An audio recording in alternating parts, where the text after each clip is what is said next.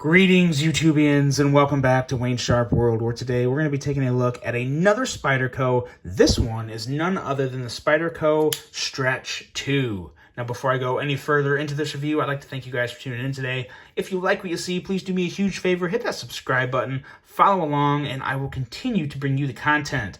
I also want to let you guys know that today's episode is brought to you by DLT Trading. Check them out for all of your knife and EDC needs, and hop on down to dlttrading.com to take a look-see at just exactly what they have in stock. They have a great selection and really are one of the better retailers in the country, so definitely worth your time to give them a browse and see what they have. Now, before we go too deep into this review, let's take a look at some overall specs on this knife right here.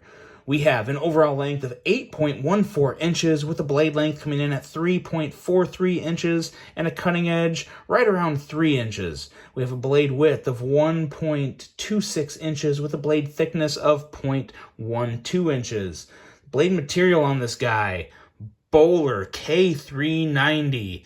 Absolute cutting machine, drop point style blade with a full flat grind, a handle length coming in at 4.71 inches and a handle thickness coming in at 0.42 inches. Handle width on this guy is 1.2 inches.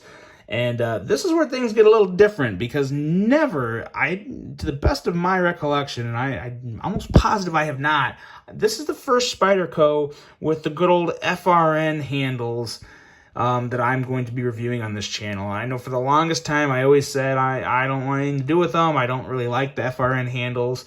But you know what? This channel, while it is about me, it's also about you guys and giving you reviews of a lot of knives, so you have a good idea of anything that may catch your eye that you may want to check out. And I thought this was a very enticing option with the K390, the bigger overall blade, and just what looked to be really good ergonomics. So I decided to get my hands on this one and give you guys a review of it. So I hope you do enjoy it, and hopefully you're okay with the FRN handles, which I'll just have to live with them in this review, I guess. We have a backlock locking mechanism and a user of a right or left hand tip up or tip down carry. The good old Spyderco 4-way. You can put the clip wherever you want, and you are in charge of that carrying position. In terms of weight, we're looking at 3.7 ounces and a total price of $140. It's, $140 for K390 and Spyderco quality. That's not the end of the world. The only thing that's probably saving this knife from being $200 is the FRN scales. So there are some pros and cons to it indeed.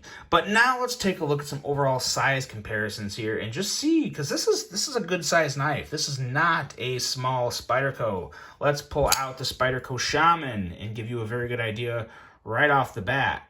As you can see, the Shaman is just a little bigger than this Stretch 2. And we also have the Benchmade Griptilian, which is almost the same size, just a little. Actually, those tips aren't right.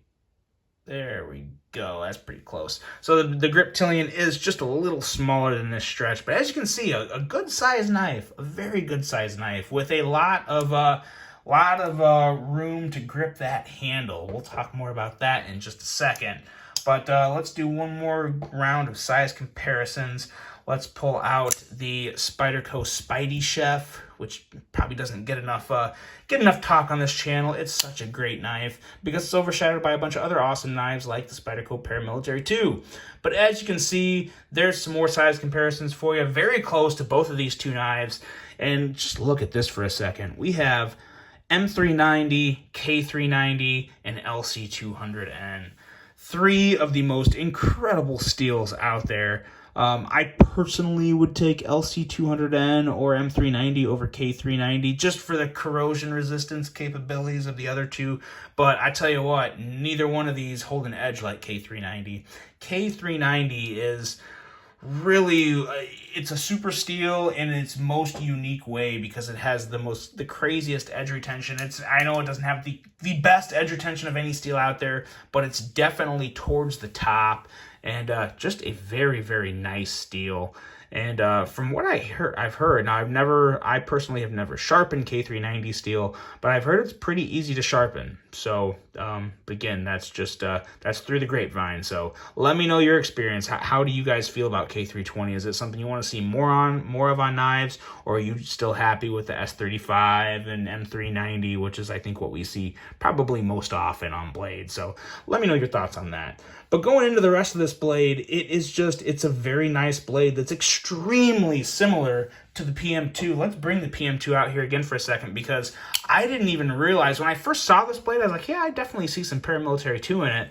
But boy, oh boy, a lot of paramilitary 2. The only difference is up towards the tip, not right at the tip, but right around in this area here. A little bit more belly on the Stretch 2. So definitely worth noting there. And another thing that's really worth noting is just what really separates these two knives, in my opinions, in terms of blade, is the actual stock thickness.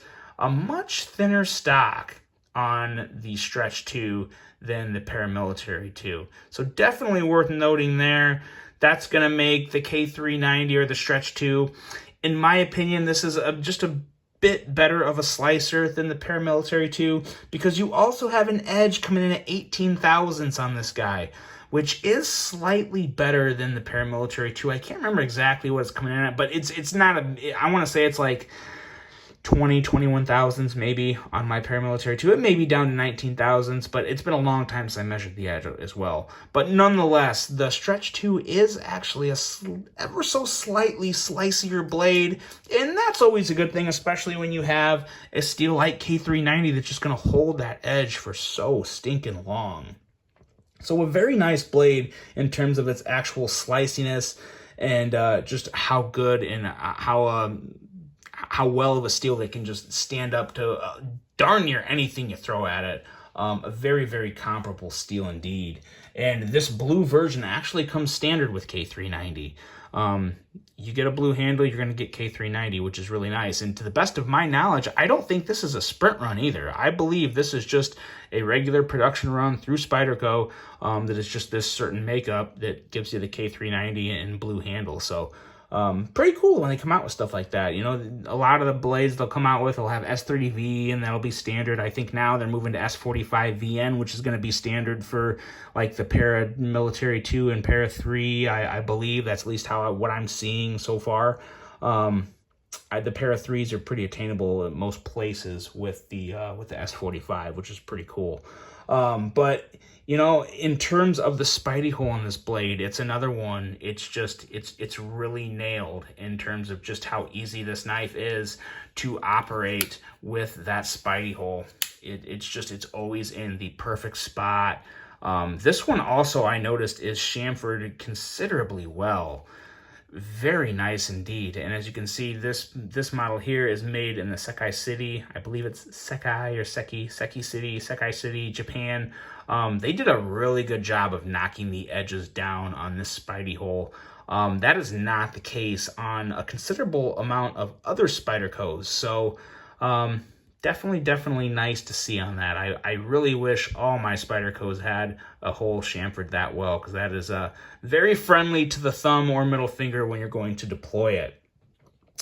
Now, going into the Ergos, the Ergos are one of the biggest reasons why I wanted to pick this knife up, and they did not disappoint. These Ergos are actually fantastic, even though they got that FRN scales, which actually do give a pretty good grip to the knife. I will say this.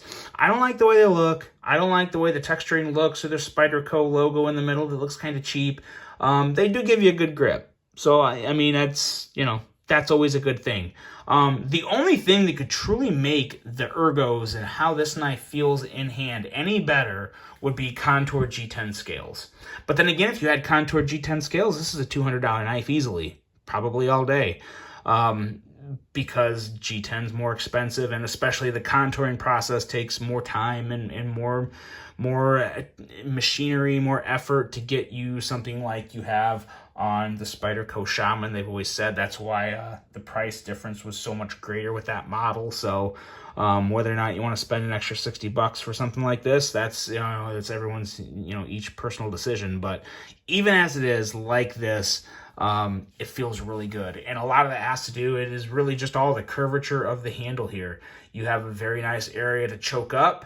You have nice jimping. You have a great area here with a little belly. This also kind of reminds me of a little longer version of the Manix 2 in terms of ergos. Very much in line with the Paramilitary 2 and Manix 2. It's like a cross between those two. And it feels very, very good. Another knife that would just fill out any hand. It's great for those extra large hands. It's a very nice knife if you have some either wide hands or just big hands in general. Feels very good. The pocket clip, yeah, I don't like it. A couple issues. I don't know why they decided to make this clip black. I think that's a little weird. With the satin blade and satin everything else, not that I would like a satin clip, but I'd rather have like a stonewash clip or something that's not coated. The black clip is just a little weird. Especially when you have your satin screws in the back of it. It looks out of place. And it's another one. The clip sits down pretty low. You're going to have that much of the knife sticking up. So you got a decent amount of the knife sticking out of your pocket. And then at that, people have to stare at that FRN handle. So, not a big fan of the pocket clip placement. But in terms of just actual ergos of the clip, it works. The Spyderco's clips are always pretty good ergonomically. I have to give them credit for that. So no real issue in terms of ergos with the clip, but just in overall aesthetics and why they did what they did, I'm kind of left scratching my head there. As for the lock back, it's okay. It's one that I personally can close one-handed. You just have to be very careful. If you're working really hard and really busy and doing 2 or 3 things at once, you don't want to close this with one hand. But if you're just cutting open a package or something and you're lazy like me and you don't want to use 2 hands, easily a one-hand closing knife. You just kind of give it that little push with your index finger in a couple ways, and it works. Or it works even easier when you do it like that. It's actually considerably easier to open when you're using 2 hands, and that is the safest way, which, you always want to preach safety when you're working with knives because you don't want to cut yourself. You want to respect the tool you're working with. So 2 hands is preferred, but you can also close it one-handed with just a little movement of the index finger and just I guess being somewhat coordinated. But going into the action on this guy, the action is what it is. For a lockback knife, it's never going to be great. It's going to have its quirks and its, muckiness to it. It has kind of like that really, really smushy backstop as you're closing it down. It just kind of, rolls and gets that pressure from the back lock, and then it goes into place. So it's nothing special, but it works. You can actually middle finger flick that. It just takes a good amount of wrist and a nice, a little extra flick from that middle finger. But you can get it out. But like I said, it's not easy. We'll see if we can get it one more time here. I think we can. Give it some wrist. There you go. So it does work. You can do that for whatever it's worth. But this is definitely a slow roller all day long. And because this Spidey hole is chamfered so well, it actually feels really good. And it's one of the better Spydercos to slow roll out. It's a very easy Spidey hole to access. It's pretty effortless, and it is rather smooth when you're using your thumb. You don't really feel the lock back putting that weird pressure on it. So it works fine, it operates fine, and that K390 steel absolutely slices fine. So overall thoughts, you have a very nice blade, handle materials are mediocre at best. Ergos are great.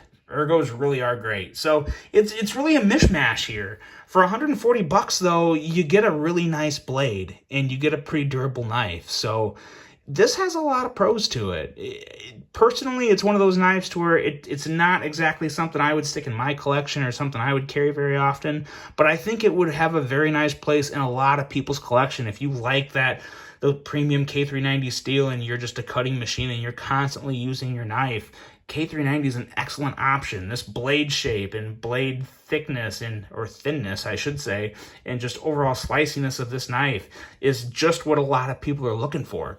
So you have a really good overall offering here. I personally, like my dream Stretch 2, I would like to have it see it with contoured G10 scales and a compression lock, and then this exact same blade. I think that would be awesome. And of course, I'd probably get a a Lynch deep carry clip for it, because the Spyderco clips just don't quite do it for me. But overall, it's still a decent knife. At 140, yeah, I mean, for 140, I don't think it's crazy. I think it's okay at 140, and I think a lot of people would probably like it at 140 if you like the lockback style and you don't mind the FRN. This is a pretty good knife, so it is one that I would recommend to the people who fit that bill. A lot of people, aren't going to be looking at something like this. But for those people that are, it is a good option. It is something I'd recommend. And it's another relatively solid offering from Spyderco.